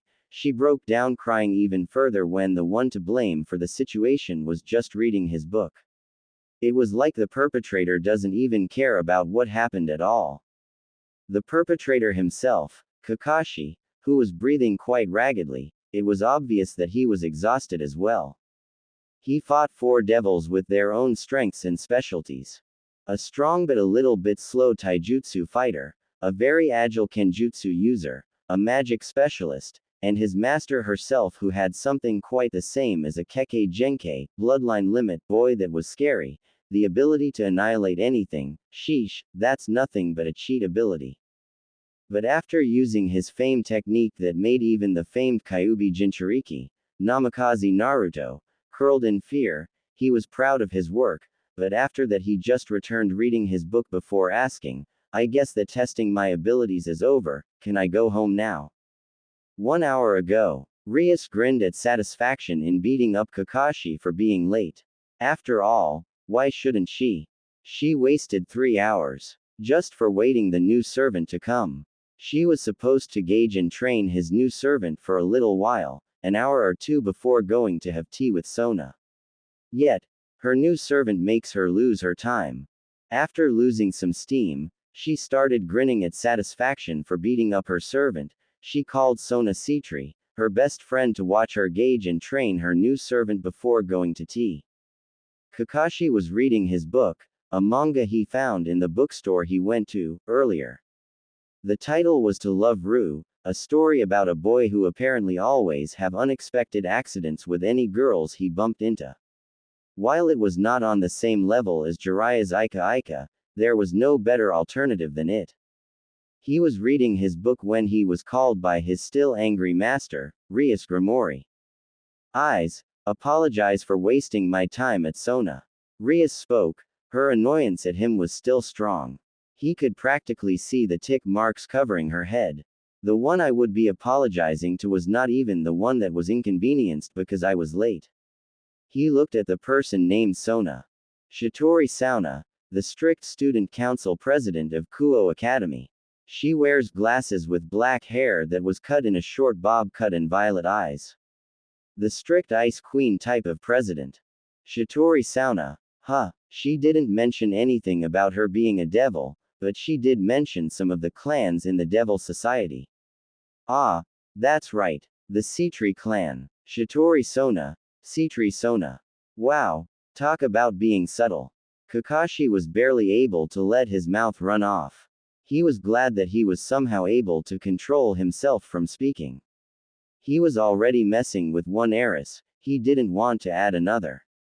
Kakashi just chuckled sheepishly before scratching his head. Shitori-san, or should I call you Kaichu? I apologize for helping an old lady and getting lost in the road of life. After he spoke that, Akino couldn't stop herself, she laughed loud enough before it turned into giggles. Kiba just smiled and even Kaniko's lips were twitching upwards from the sudden remark. The person he apologized to, Sona, was looking at him in amused expression. Though, Rias was a different story. She was practically oozing her power of destruction as her aura before even more tick marks began to form in her head. Kakashi began to sweat nervously as he could feel the sudden change of the temperature. But before things could get out of hand, Sona spoke. Is that so? Then apology accepted. She stated mirthfully. Her stoic expression never changed, but one could easily see that she was enjoying that fact that Kakashi was annoying the hell out of Rias. Rias, who was glaring at Kakashi before, now snarled at Sona because of the unexpected words spoken through her mouth. Sona, you're enjoying this, aren't you? She was now scowling furiously at Kakashi with different thoughts of punishing her cheeky servant. I'm afraid you're mistaken about that, Rias. He apologized and I accepted. That's what you wanted, right? She spoke as a tiny smile formed through her lips. Rias was fuming inside, her annoyance at Kakashi never dissipated at the slightest. Kakashi was just smiling internally for being saved a time. Before Rias could even speak, Sona interrupted her. Besides, we were supposed to be gauging your servant's capabilities, right? We've already wasted enough time as it is. We should start now. And by the way, Hyodo-kun, call me Kaichu. Kakashi just nodded at her. She growled in annoyance before relenting. Fine, we should finish this as soon as possible. She pointed at Kakashi, but don't think you're out of this, eyes. After this, we're going to be talking about manners. Your manners, she stated in annoyance as she stomped her foot in the ground. Ma, you should relax, Rias-san. You're going to have white hair sooner than you thought if you don't find a way to relieve your stress. Kakashi said as he went back to reading his book. Rias, who finally relented, suddenly grew even more annoyed at Kakashi's remark. Akino, seeing that Kakashi was finished at annoying the hell out of Rias, decided to speak. Bushu, we should start on gauging his abilities, as soon as we're finished, the better. Rias just gave a defeated expression and sighed tiredly. She didn't even try to get back at Kakashi anymore. We should move at the woods behind the old school building. There is an open space over there good enough for gauging Hyodo-kun's ability. Akino then walked towards the direction behind the old school building. Sona and Rias followed after her. The former's expression returned stoic and the latter's expression just gave a tired one. Kakashi just followed while reading his book, and behind him, Kaneko and Kiba started walking as well. They arrived in an open field surrounded by numerous trees and a couple of bushes. Kakashi, who was in his own world reading his book, his expression showed grimaced, having remembered that he burned the whole forest last night because of his technique. The others were able to notice his expression, decided to ask him about what happened. Hyodo-san, what happened? Kiba, who was behind Kakashi, was the first one to notice his expression, decided to be the one who asked about his thoughts. Kakashi was sweating bullets at the somewhat worried but questioning stares the group was giving him. Don't worry about it, nothing happened. Nothing big happened. Kakashi mentally cursed as he accidentally slipped from his words that something actually happened. Sona, the most intelligent one in the group, came upon a conclusion, decided to interrogate him. You wouldn't happen to know something regarding the burned forest near the mountains last night? She goaded him to speak with a questioning gaze. Kakashi panicked internally but gave an unnoticeable small sigh of relief for being able to hide his nervousness. No. Why would I be the one to burn the forest last night? As far as I remember, I was distributing the flyers last night in the neighborhood the time that the fire happened. Really? She stared at him darkly, looking for any noticeable movement that can be discerned as lying. Kakashi just remained composed while mentally sweating. He wasn't an ex-Anbu for nothing after all. Is that so? I guess I was wrong then. From what I've heard from Rias, you just became a devil yesterday who apparently asked questions about his sacred gear's ability with an expression like a child getting a new toy and wanted start playing with it. And right now you were somehow grimacing when we arrived at the forest behind the old school building. So I'm sorry I was wrong. She mock apologized with full of sarcasm in her voice. Apology accepted. No need to worry, Kakashi said with a cheerful reply, ignoring the sarcastic tone on Sona's voice. The whole occult research club was just looking at Kakashi. They never thought that he would burn a forest down for just trying his sacred gear. They have misjudged his abilities since, from what they've observed on him, he was just a normal high school student.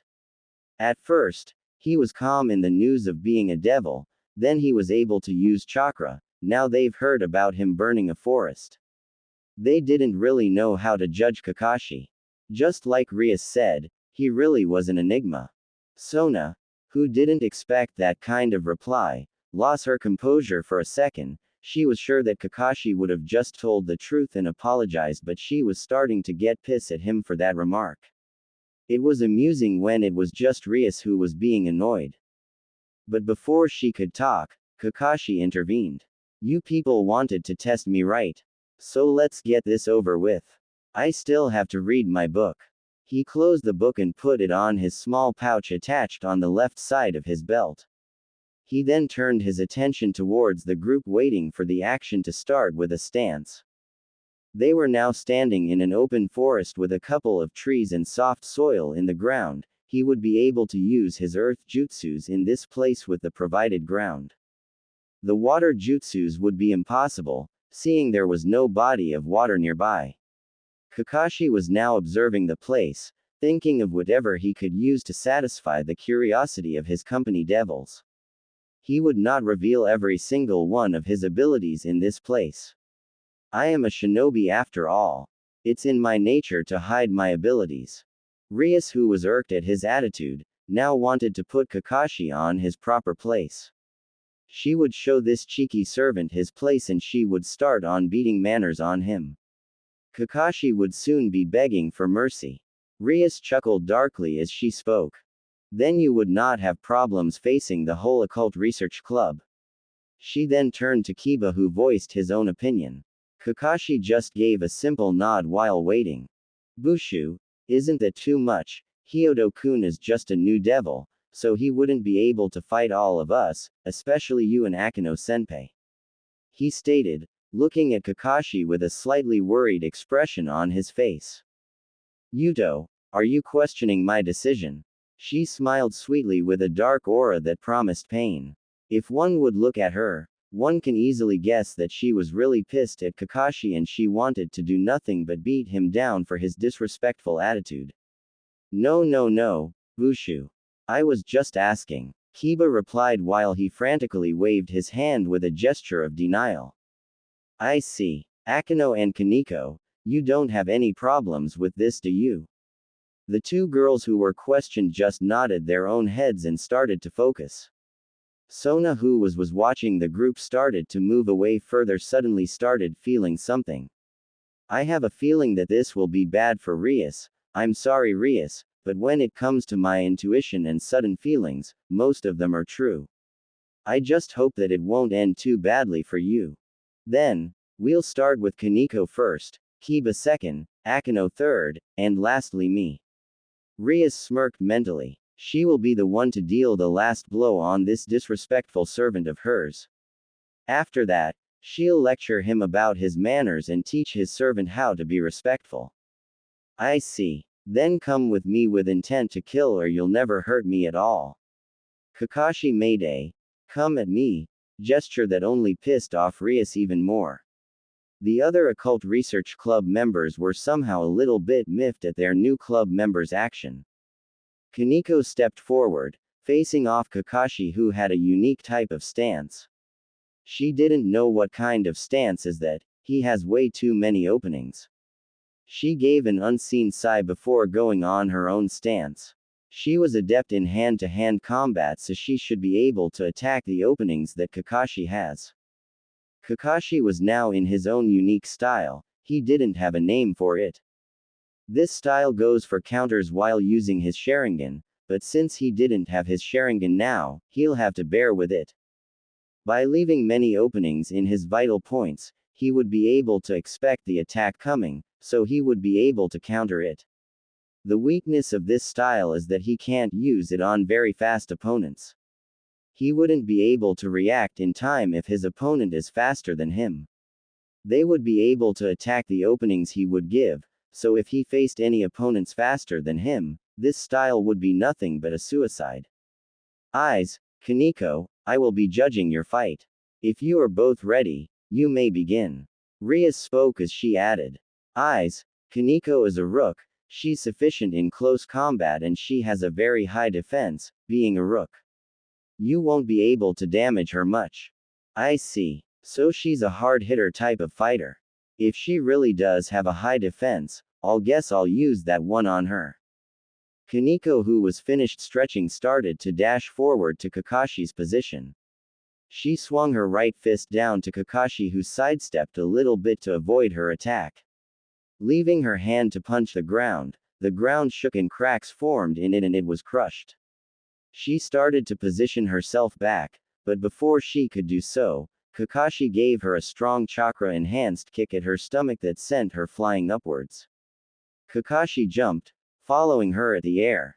While they were in the air, Kakashi grabbed both of her arms and he entangled both of his feet at Kaneko's feet and he positioned the both of them in a falling position with both of their heads falling in the ground as he rotated himself at a ferocious speed with Kaneko.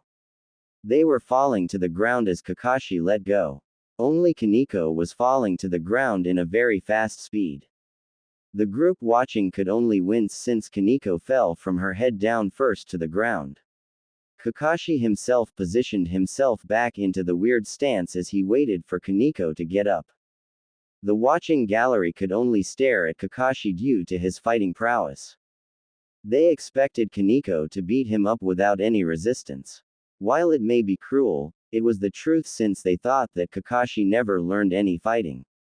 In their eyes was a different outcome. Kaneko was starting to get up, even though she has minor bruises in her body, she just brushed all the dirt and dust as if she wasn't hurt at all. But it didn't change the fact that the new devil they were supposed to be testing had fighting skills. Kaneko, who finished dusting off most of the dirt and dust on her clothes, spoke at Kakashi. That was a good one, Hyodo-senpai. That technique was amazing, I underestimated you. You are still a pervert though. Kaneko spoke in monotone while chiding Kakashi, she was looking at him with a hint of respect. Wow, I gave you an Omid Renge, front lotus, yet you still managed to stand. Your rook-enhanced body gave you a strong, if not very strong defense. But less talking, more fighting now. Kakashi was feeling his stamina drain faster than he thought. The fatigue in his body was starting to rise from the usage of the lotus.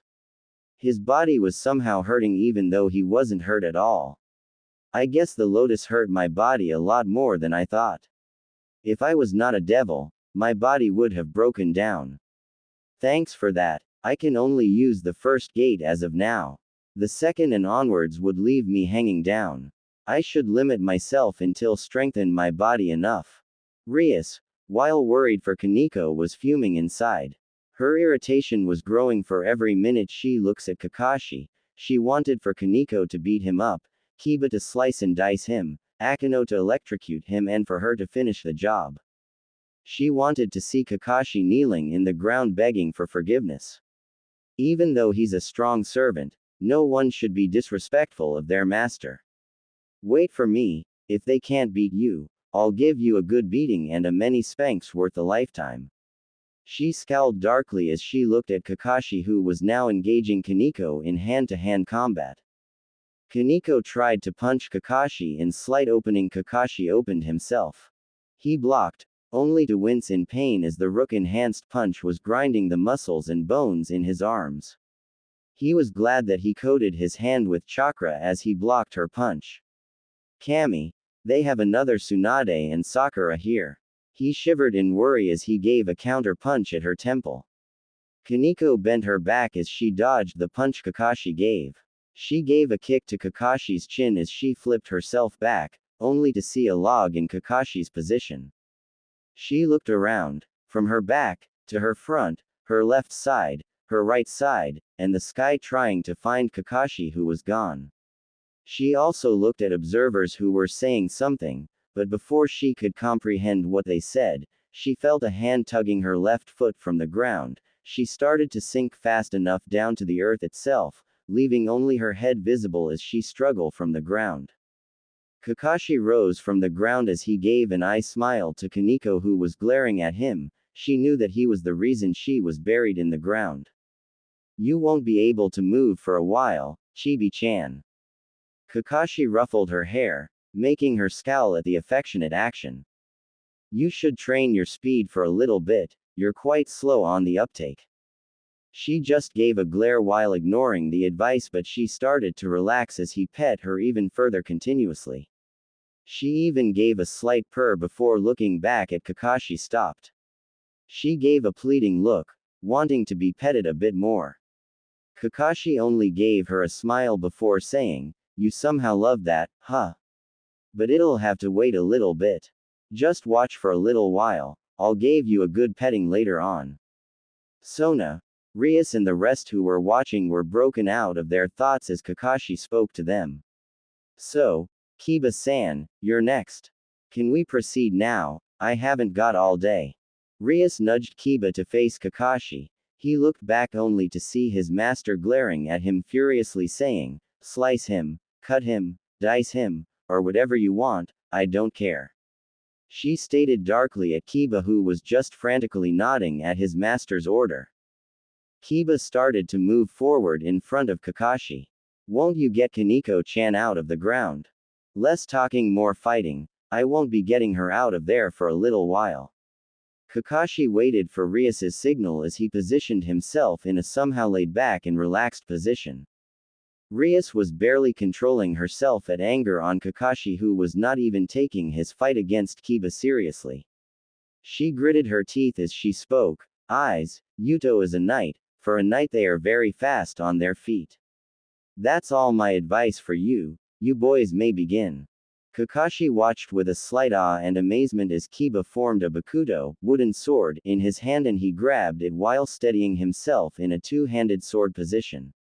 How is that possible? That was amazing. Oh, you're thinking about how I formed the sword, right? Seeing Kakashi nod, he continued. It's just my sacred gear, sword birth. It allows me to create swords, mostly demonic swords. Seeing that I'm a devil, it's just that right. That's amazing. Can you recreate swords of other people? I never tried, but that's quite a good idea. Why didn't I think of that? I'll try it later on. Can you make anything besides swords? I mean a spear or something like that? Kakashi asked curiously. The ability to create and recreate any swords was amazing. If he met a person who could make any swords, especially those with abilities, yet he would still be able to copy the abilities as well. He would want a copy of his father's white light chakra saber. Scene break. A boy with a red hair suddenly sneezed at a girl's face. Am I getting a cold or something? He stated while rubbing his nose, not knowing he sneezed at his companion's face. He sweated bullets as he saw the girl releasing darkly aura with a sickeningly sweet smile on her face. Idiots don't get cold, but you know what? They get a beating of a lifetime. She proceeded to fire hazy black orbs continuously at the boy, who started to apologize while running for his life. Scene break. He was really saddened that the sword was destroyed during the Third Shinobi World War. Even though he repaired it, that was quite a blow since he broke one of his father's prized weapons. Well, no dwelling in the past. Rias was getting ticked since they haven't even started taking their own positions. The two were just talking about swords. It was getting on her nerves. Yuto. Eyes. Take your positions and start fighting. I'm getting angry at the both of you. She screamed at the both of them, who started to position themselves after being yelled at.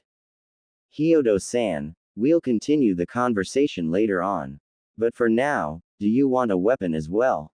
Kiba asked. He wanted to know about Kakashi's abilities. They discovered many things about him. Being able to use chakra, proficient in fighting, having one of the Longinus, boosted gear. Who knows what kind of secrets he still keeps. Kiba wants him to show those hidden abilities. He truly is an enigma. Yeah, I guess I would want a tanto, short blade. Can you create a simple one? Just a wooden one, since we're just sparring. Kakashi spoke lazily, not even caring at Rias, who was glaring daggers at him and Kiba. A tanto made of wood started to form in Kiba's hand. He threw it in Kakashi's position, who just grabbed it. He started to test the tanto, making some precise and quick strikes using the tanto.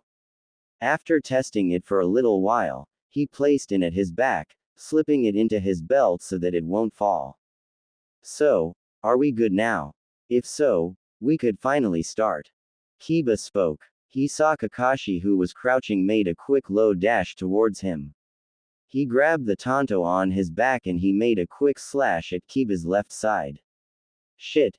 He's fast. Kiba thought as he barely blocked the blow by holding his bakudo vertically and giving a parrying strike as a counter. Kakashi skidded backwards as he dodged the strike, nicking the very tip of his nose as he postured himself back in a relaxed but guarded stance while holding the tanto on his right hand. Kiba also gave a somehow relaxed stance while holding the bakudo in a two-handed position.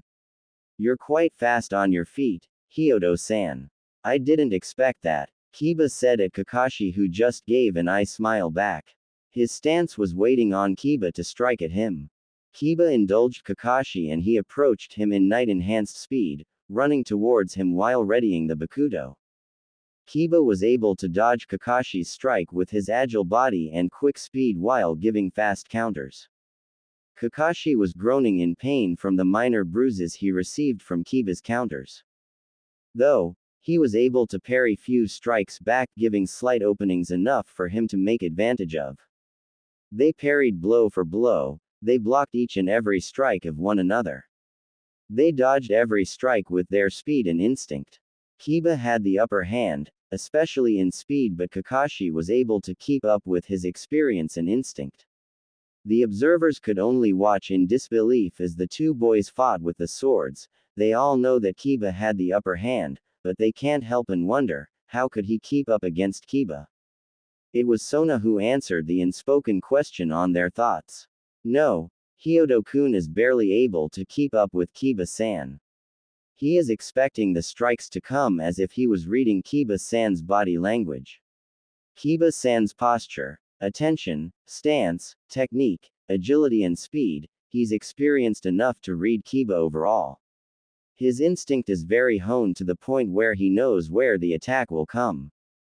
How is he experienced? We have been observing him for months. He didn't even know how to wield a sword, much less to fight. Rias was shocked. Her anger at Kakashi's very person was starting to disappear as she watched the two with their sword plays. Kakashi, who overheard the conversation while dodging another one of Kiba's strikes, smirked inwardly. The perks of being a shinobi who fought in a war, that's how. He gave a counter which was parried by Kiba's bakudo. They were engaging in a deadly and quick sword fight. One mistake would lead to another's defeat, but Kiba was the one who was forced to make that mistake. Kiba gave a quick thrust at Kakashi's open guard with his bakudo. He didn't know that Kakashi gave that opening. It was dodged by Kakashi, who leaned backwards. His back arching, which dodged Kiba's thrust. Kakashi quickly placed his left foot behind Kiba's foot and he tripped Kiba. Kiba lost his balance when he was suddenly tripped by Kakashi, but he regained it. He was staggering a little when he saw Kakashi already positioned back, striking him straight with the tanto. He blocked with his bakudo, only feeling numbness from Kakashi's strike. He didn't expect a strong blow from a single tanto. He also didn't expect it when Kakashi released his hold on the tanto and he was kicked forceful enough to make him feel the blow and he flew backwards. Kiba groaned in pain. 2 or 3 of his ribs were probably broken from Kakashi's kick. What did he expect from the person who defeated Kaneko-chan, who was the powerhouse of their peerage? Of course, someone who just pile-drived a rook head first down to the ground would be strong, if not crazy strong. He buried the bakudo on the ground as support for him to stand up. He saw Kakashi approaching, reaching out his right hand to help him stand up. Here, that was a good fight though. You were fast, faster than any new Junin. I could barely keep up with you. Kakashi, who was exhausted from the quick but exhausting fight, gave a slight smile as he saw Kiba, who grabbed his hand, was now facing him while giving the same gesture in return. Yeah, I didn't expect for you to trick me in the last one, since we were having a sword fight after all. Kiba sighed, a little bit irked at the fact that the fight was not finished with only swords. Well, I'm a ninja after all. We ninjas use everything for our advantage. He gave an eye smile in return. Kiba just gave a light laugh in Kakashi's response, only thinking that it was a joke. Really? A ninja? Was that a joke, Hyodo-san? He gave a pat at Kakashi's back and he started to walk away back to the group as he heard Kakashi grumbled something like, "Stupid blondes as always." Kiba saw Rias with a slightly worried expression towards him. Sona was giving Kakashi a calculative gaze, making Kakashi shivered. A small chuckle escaped his lips and he saw Kaneko, who was still ahead. Akino approached him and she gave a small bottle of cold water. Era, you've had quite a workout, haven't you, Yuto-kun? She gave a smile with her eyes closed as she walked away when Rias called her to face Kakashi. A workout? Huh, more like a one-sided fight against an experienced soldier. He was holding back way too much. He didn't even use his sacred gear or his chakra. I wonder how much you're hiding, Hyodo-san. He looked at Kakashi and Akino, who were facing off against each other. Akino, who was now in front of Kakashi, spoke lightly with a hint of amusement and arousal. At her voice. That was quite a show, Hyodo-kun. I wonder how would you fare against me, I can't wait to punish you. Yufufu. Kakashi was now looking at Akino with a somehow fearful expression. God, just how much does this world had the same people from my own world? This is just Anko all over again. That woman was scary as hell. My stamina is almost drained out. And my body is now feeling the bruises from my fight against Kiba, and the fatigue from opening even only the first gate is starting to get to me. I shouldn't have used the lotus. I need to finish this as soon as possible. I wonder how she fights. Kakashi thought with a slight groan from the pain on his bruises he had all over his body. Eyes. Akino is a magic specialist, especially in lightning attacks. She's my queen. That's all the advice I am giving. Akino, you can use most of your attacks if you want, seeing that Eyes can handle himself. If that's all, you can begin now. Rias said with Kiba, who was sitting at her left side, and Sona, who was watching at her right side. Kaneko was slightly farther away, but she was at Kiba's side. Hyodo-kun, if it's alright, can I transform so that I can wield my magic against you at its strongest? Akino asked Kakashi, who just gave a slight nod in response. Don't worry, you'll enjoy the show. Akino started to transform. Her school uniform was slowly changing into a traditional Miko attire. Kakashi, who was wondering earlier about what Akino said, started to giggle as he looks at Akino's curvaceous form. Her bountiful was jiggling as her school uniform disappears as she appears, then her body was being compressed by the clothes was starting to form in her body. Kakashi looked at Akino, who was now wearing traditional Miko attire, consisting of a white haori with red accents, making her jiggling. Even more noticeable, a red hakama straight down to her feet that accentuates her curves in her hip, and a pair of zori with white tabi. Kakashi was gobsmacked at the transformation as blood trickles down on his nose. He started to giggle perversely at Akino's attire, but he quickly drowns it away. Your transformation was quite good, but nothing could beat Naruto's. That Waroke no Jutsu, sexy technique, was even more amazing than your transformation. Hyodo-kun, you're not satisfied with my transformation. Akino looked at Kakashi when she decided to continue. So, someone has a better transformation than me. Kakashi was quite surprised at her statement. How did she read my mind? Are you a psychic? He exclaimed. So, someone is indeed better than me, then. Yufufu. You looked at me with your perverted desires, then you started to throw me away for someone else. Akino spoke with fake sadness, then Kakashi interrupted her. Don't make it sound so dramatic. He cried out, only to be ignored as Akino continued to speak. I see, so you don't want me anymore. You need a punishment for being a bad boy, Hyodo-kun. She smiled sweetly with a sadistic expression. Her left hand was on her cheek and her right hand started to crackle yellow lightning. She called out a lightning attack that was barely dodged by Kakashi. Shit. She's really another Anko. He screamed in his mind. He was tired enough from the sadistic tendencies of the Kunoichi back in the elemental nations, now he would have to deal with it again.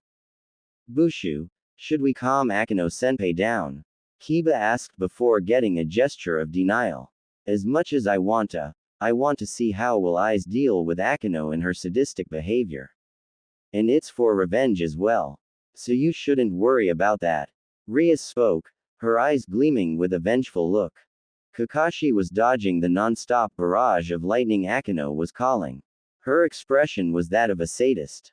She was even sporting a huge blush on her cheeks as she continued her barrage at Kakashi. Hyodo-kun, stop dodging so that I can punish you for your cheating tendencies. We're not even in a relationship in the first place. Kakashi cried out as he barely dodged a yellow streak of lightning coming from the sky. After rolling to the ground, he saw Akino's hand pointed at him, releasing another streak of lightning. Kakashi sighed. He didn't want to continue this battle of attrition, so he did another unexpected action from the eyes of the observers. He started to form numerous hand seals and he cried out. Raiden. Suin Raiju Suiga. Lightning release. Twin lightning beast tracking Fang. Blue lightning started to form in both of Kakashi's hand as it continued to expand until two hounds of lightning started to make a dash towards Akino's attack. The two hounds of lightning were running in a straight line with a hound in front and another one in the back. The first hound intercepted the incoming lightning attack from Akino. The hound burst into tiny bits of lightning and the other hound even moved faster than it was before. Akino was barely able to dodge the lightning beast by flying. She used her devil's wings to dodge the dashing beast when she heard Rias's voice spoke loudly behind her. Akino, look behind you. Turning her head towards her back, she saw the hound made of lightning following her even in the air with a trail of lightning behind its back. She was paralyzed by the attack when it hit her, making her fall to the ground with the lightning in her body still in effect. One could see bits of lightning in her whole body. Rias ran towards her and she tried to grab Akino, only to be jolted by sudden lightning. Eyes, what did you do to Akino? Rias asked seriously. She wouldn't forgive him if he did something unforgivable at Akino. But before Kakashi could give his reply, Akino was the one who gave the answer. Don't worry about it, Rias. He just struck me with a lightning technique that made my whole body paralyzed, even my mouth should be, but I was able to speak, so his technique is not that efficient. So I won't be able to move for a while. You probably won't be able to grab me as well. Except for him, I guess. She spoke at Rias, who only gave her a nod in return. Kakashi was now panting. He was obviously exhausted from the never-ending exercise of dodge lightning. Then he casted one of his most chakra-consuming techniques. He should have just finished the fight earlier with that. Why didn't he think of that? I'm hopeless, he thought with a tired sigh. Rias motioned Kakashi to take Akino and placed her towards a white blanket that was prepared by Kiba. He took Akino in a bridal position before placing her back in the blanket. My technique was quite efficient, thank you very much. The reason you were able to speak was because you had an affinity towards lightning. If it was anyone else, then they won't be able to speak at all. Kakashi chided her rather childishly. So, he doesn't want his techniques to be insulted, that's quite cute. Akino thought with mirth before speaking. If that's what you want. But you're quite an enigma, Hyodo-kun. You're quite good at fighting as well, anything else you're hiding? She asked curiously as Kakashi just got up and started to go back at the center of the field. He looked back at her and he spoke rather seriously, who knows? Maybe I can rip dimensions or something like that. He just gave her a slight grin. Dimensions? Surely you jest. You're quite funny, Hyodo-kun. Do you mind if I call you Issei-kun? She asked with a chuckle while waiting for his permission. Sure, I don't mind. If that's what you want to call me. He replied while thinking. At least, no one can say that I didn't tell them anything.